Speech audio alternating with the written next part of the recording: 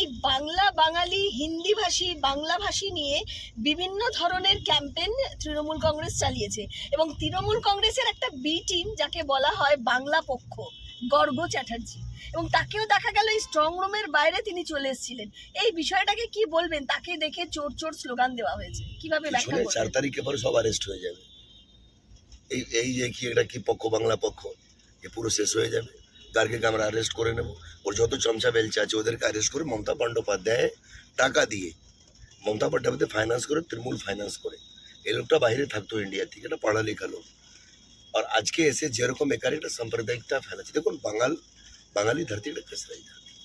আগে তো একটা বাঙাল ছিল, বিহার ছিল না, ঝাড়খণ্ড ছিল না, উড়িষ্যা ছিল না, একটা বাঙাল ছিল। আমাদের পরিবার 100 সাল থেকে এখানে। এই কলকাতা কিন্তু ক্যাপিটাল ছিল, ক্যাপিটাল ছিল, তো এখানে তো সবারই। একদম। আর আপনি দেখবেন এখানকার টাটা, এখান বিড়লা কে জন্মস্থান এটা বলতে পারেন আপনি বিজনেসে।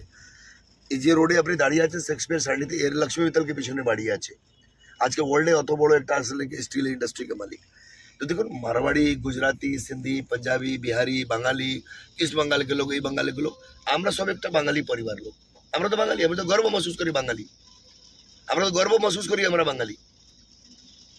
এখানকার একটা যে কি এখানকার যে কালচার আমাদের, ওটা পশ্চিমবাংলা থাকার প্রত্যেক লোককে ব্লাড মদের ইনসুলিন মধ্যে ঢুকে রয়েছে।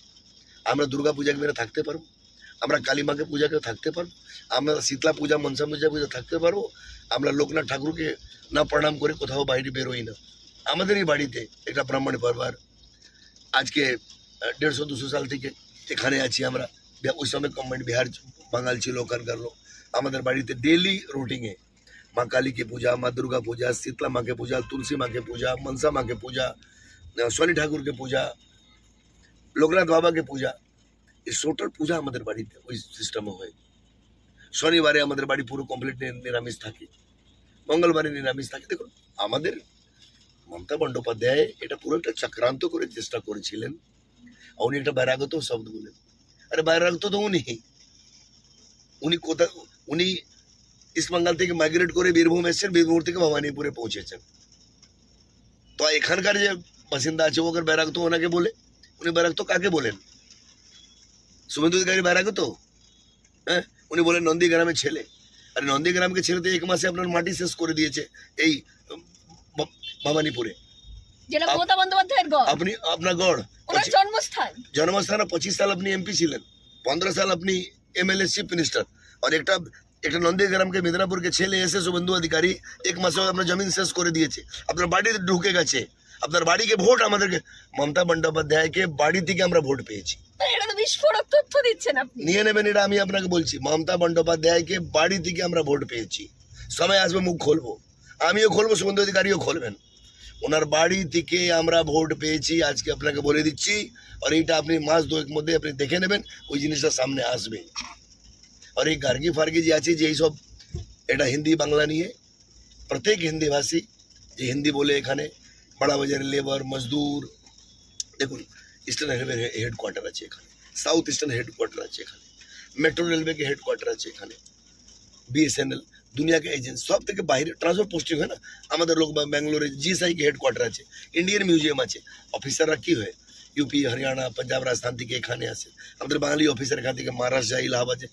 এটা ভারত একটা, আর ভারত কিন্তু এখানে রাজধানী ছিল একদমই। আজকেও যত বিরাসত আমাদের কাছে আছে, অত বিরাসত কার কাছে আছে? মা কালী আমাদের কাছে, দক্ষিণেশ্বর আমাদের কাছে, স্বামী বিবেকানন্দের জন্মস্থান আমাদের কাছে, একদিকে পাহাড় একদিকে সমুদ্র, বাঙ্গালকে খাড়ি কত বড়। তো আমাদের কাছে তো আপনি ভাবতে পারেন, জল আমাদের কাছে, হুগলি নদী 109টা জুট কারখানা ছিল। লেফট ফ্রন্ট আর মমতা বন্দ্যোপাধ্যায় के कारण 109 के 9 জুট কারখানা বন্ধ হয়ে গেছে। লেবার আমাদের কাছে, কাঁচা মাল আমাদের কাছে, মজদুর আমাদের কাছে, মৌসুম আমাদের কাছে, জলকে কমি আমাদের কাছে নেই, চাষি করার আমাদের কাছে, একটা কালচারাল ফুড আমাদের কাছে, সংস্কৃতি আমাদের কাছে, বাংলা কালচার আমাদের কাছে, বাংলা এডুকেশন আমাদের কাছে, শান্তি নিকেতন আমাদের কাছে, বিশ্বভারতী আমাদের কাছে, কলকাতা ইউনিভার্সিটি আমাদের কাছে। আমরা বলতে হবে Bengal things today, India things tomorrow. আজকে উল্টা হয়ে গেছে, পুরো উল্টো হয়ে গেছে। মমতা বন্দ্যোপাধ্যায়কে সময় সেটা কি আমরা ফিরিয়ে আনতে পারবো? নিশ্চয়ই। এটা মানুষ জানতে চায়। भारतीय जनता पार्टी सरकार के একটা চ্যালেঞ্জ এটা, যে আমরা বিশ্বভারতী के सम्मानটা, कलकत्ता यूनिवर्सिटी के सम्मानটা, শান্তি নিকেতনকে সম্মানটা, মা গঙ্গাকে সম্মানটা, সুন্দরবনকে সম্মানটা, দার্জিলিংকে সম্মানটা, এসবকে আমরা ফিরিয়ে আসবো। লেকিন বিজেপি সরকার একা ফিরিয়ে নিয়ে আসতে পারে না। আমার টোটাল মিডিয়াকে, টোটাল অফিসারদেরকে, টোটাল বাঙালি যে আমরা বাঙালি থাকি, আমরা বাঙালিদেরকে, টোটাল যুবাকে, মাদেরকে, বোনদেরকে, আমার বাচ্চাদেরকে, সবারই আমাদেরকে সমর্থন লাগবে। আর সবার সমর্থন পেলেই আমরা এই কাজটা করতে পারবো। আমরা চাইছি কি ওই যে যাত্রা হতো এরকম হয়ে, আমরা চাই যেরকম আমাদের একটা আড্ডাবাজি সিস্টেম ছিল, ওই আড্ডাবাজি সিস্টেম হোক। আমরা চাইছি আমাদের যে একটা ফোক গায়ক হতো আমাদের বাঙালিদের, ওই গানটা শুরু হোক। সব শেষ করে দিয়েছে। কিন্তু কিন্তু কিন্তু তৃণমূল বলছে হিন্দি ভাষীরা যদি ক্ষমতায় চলে আসে। কে হিন্দি ভাষী? তাদের বক্তব্য। শুভেন্দু অধিকারী হিন্দি ভাষী, শ্রমিক ভট্টাচার্য হিন্দি ভাষী। দিল্লির নেতারা যদি এসে এখানে ক্ষমতা দখল করে তাহলে তো মাছ ভাত খেতে দেবে আমি না। একটা জিনিস, প্রধানমন্ত্রীও বলেছেন বাঙালি জন্ম নেবার বাঙালি, মাছ যে খায় ওই বাঙালি। বাঙালিতে যার বাংলা ভাষাতে এডুকেশন হয়েছে, বাঙালি স্কুলে পড়েছে, ও বাঙালি এখানকার চিফ মিনিস্টার হবে। এটা তো আপনারা দেখেছেন। শুভেন্দু অধিকারী মিদনাপুরের ছেলে, ওনার দাদু বিপিন বিহারী অধিকারী 8-9 সাল জেলে ছিলেন, ওনার বাবা 4বার 5বার এমপি ছিলেন, 2বার এমএলএ ছিলেন, কংগ্রেস থেকে তৃণমূলে, এখন বিজেপিকে বড় নেতা, কেন্দ্রীয় মন্ত্রী ছিলেন। ওনার শুভেন্দু অধিকারীকে ভাই দেবেন্দু অধিকারী আগে এমপি ছিলেন, এখন উনি এবার এংরা থেকে চুনাব লড়ছেন। ছোট ভাই ওনার এখন এমপি রয়েছেন। শুভেন্দু অধিকারী ইয়াং এজ থেকে কলেজ के রাজনীতি, কাউন্সিলর, তারপরে এমএলএ, তারপরে 3বার এমপি, তারপরে আজকে এখন স্টেটের মন্ত্রী ছিলেন, এখন 5 সাল থেকে লিডার অফ অপোজিশন। তো উনি বাঙালির কে বাঙালি? শ্রমিক ভট্টাচার্য আমার এবিপি থেকে, ইউবা থেকে মেন হয়ে এখন রাজ্যসভা এমপি, এখন স্টেটে উনি প্রেসিডেন্ট রয়েছেন। রাহুল সিনহা আমার এখানে স্টেট প্রেসিডেন্ট, জিএস, এখন রাজ্যসভা এমপি। দিলীপ ঘোষ আগে প্রচারক, তারপরে জিএস, তারপরে প্রেসিডেন্ট, তারপরে এমএলএ। সুকান্ত মজুমদার আমার নর্থ বেঙ্গলের ছাত্র নেতা, তারপরে ছাত্র নেতাকে পরে উনি বিজেপিকে কার্যকর্তা, তারপরে উনি সাংসদ, এখন উনি কেন্দ্রীয় এডুকেশন মিনিস্টার। এরা বাঙালি নয়। আপনি নবীন মিশ্রকে বলতে পারবেন কি নবীন মিশ্রকে পরিবার সোশ্যাল থেকে নবীন মিশ্রা থেকে নবীন মিশ্র হতে পারেনি? এইটা আপনারা আরোপ লাগাতে পারেন। এই রাজটা কে চালাবে? বাঙালি চালাবে। এই রাজকে চালাবে বাঙালি।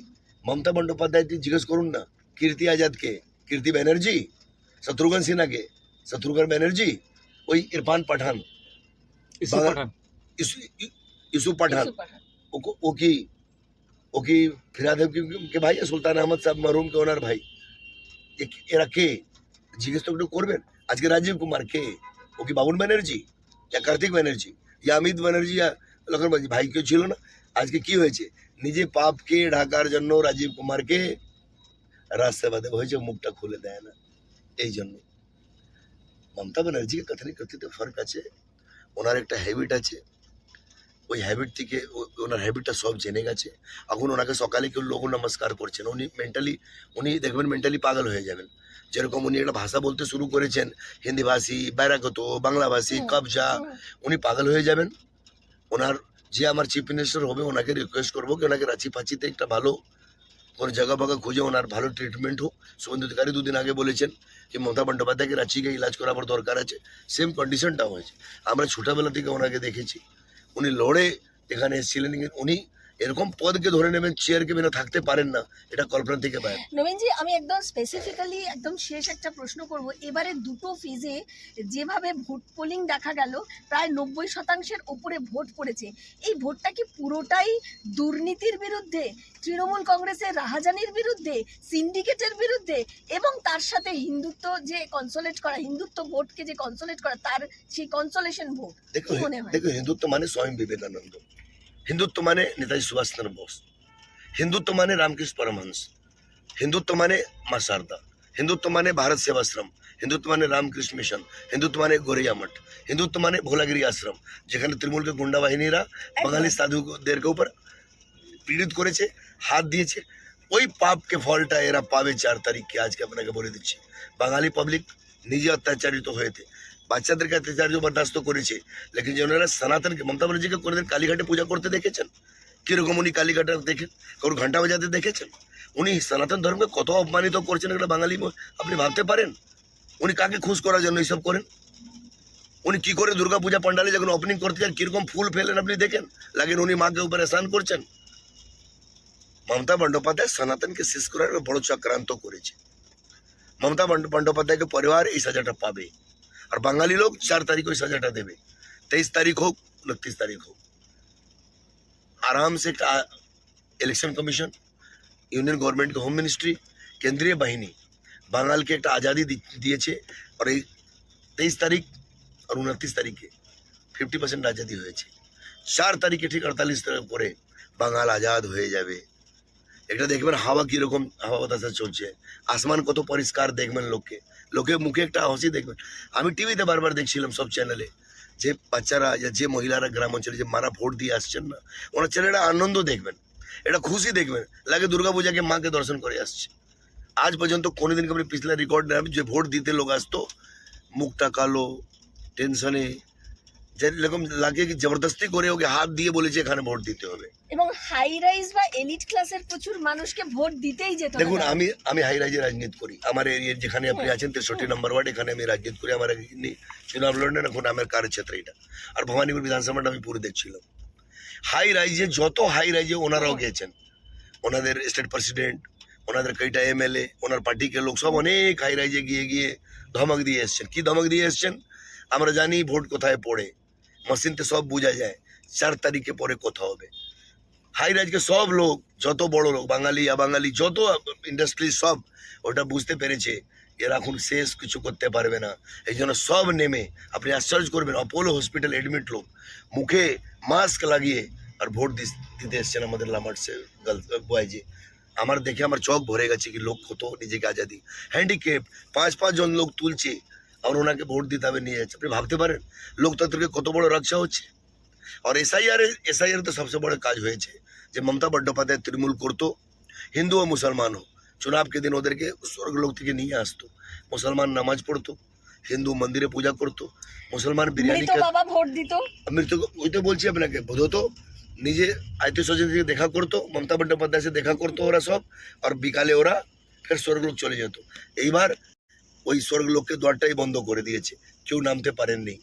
বিল্ডিং থেকে যত লোক নেমেছেন, अगर 100 লোক নেমেছেন, 99টা লোক বিজেপিকে ভোট করেছে, একটা লোক অনেক সিনিয়র সিটিজেন ভুল করে নোটাতে দিয়েছে।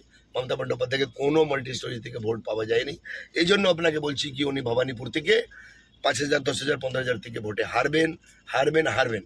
আর আপনি সবচেয়ে কোশ্চেন শুরু করেছিলেন ওই হিন্দি ভাষী বাংলা ভাষীর গর্গ, ও জেল যাবে। পরশু এসেছিল মমতা বন্দ্যোপাধ্যায়, ভিতরে ছিলেন হাঙ্গামা করে।